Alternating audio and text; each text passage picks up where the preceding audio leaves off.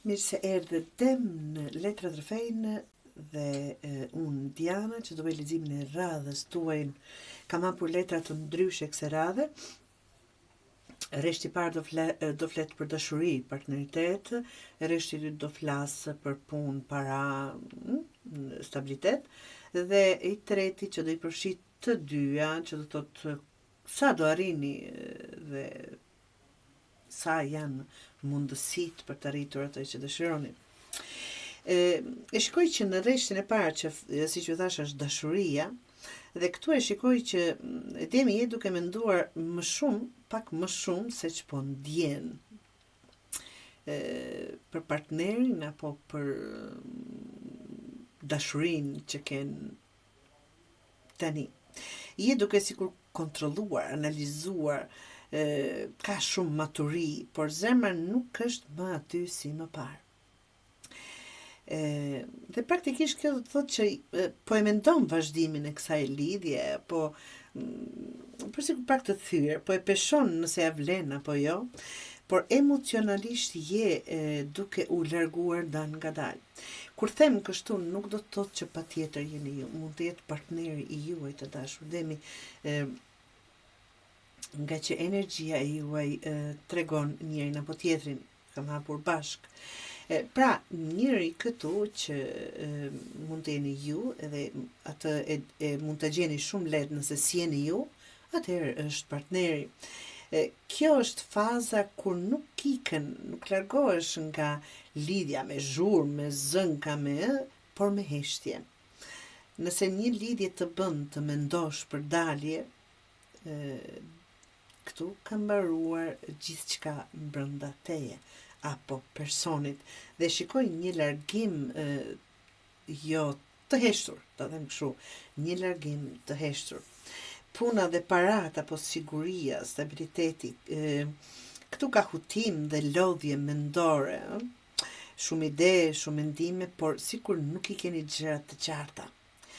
Je duke menduar për shumë opsione, Demi, dhe të kanë lodhur pakës përgjegjësitë, ta them ashtu, dhe nuk po i thua të gjitha as vetes e as të tjerëve. Çfarëdo që je duke ndier këtu është një lodhje, është një stepje, është një sikur të mos dish ka t'jam bash në atë kuptim.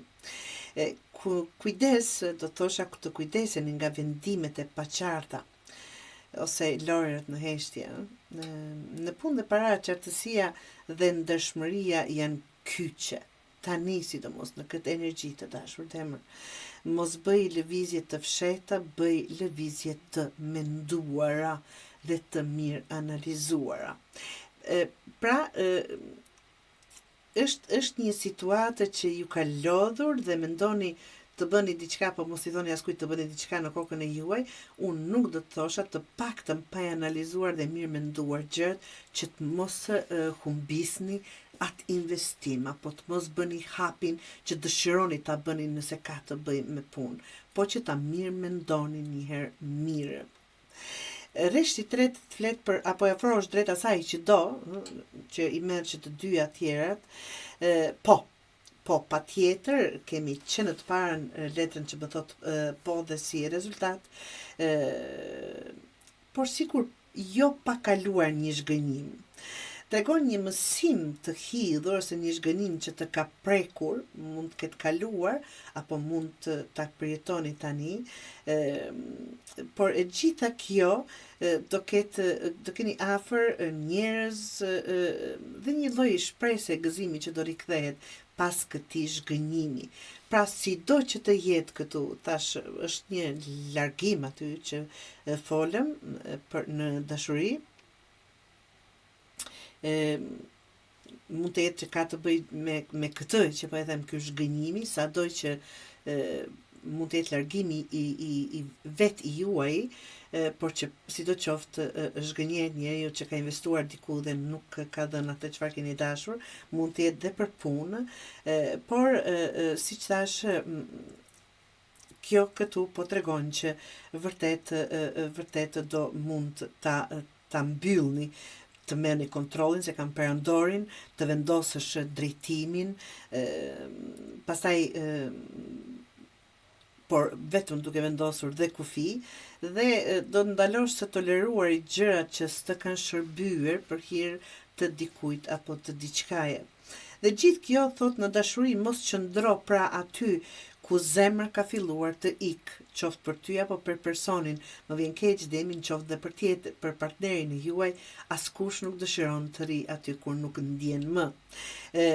Në punë qartësohu para se të veprosh. Absolutisht, dhe në jetë do të marrësh drejtimin të mos e lësh, të them fatin, të vendos për ty.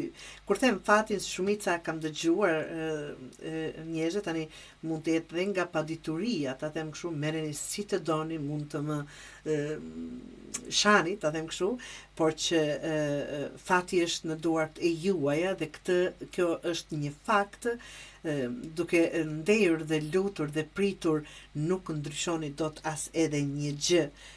Pra, merr drejtimin dhe mos e lër fatin të vendos për ty, por vendos ti për veten tate. Ke të gjitha mundësitë të arrish aty ku dëshiron, por të jeni të qartë dhe jo të dyzuar apo hezituar në shumë gjëra. Atë çfarë ndjen, të mirë analizoni për punë gjërat dhe pastaj të veproni.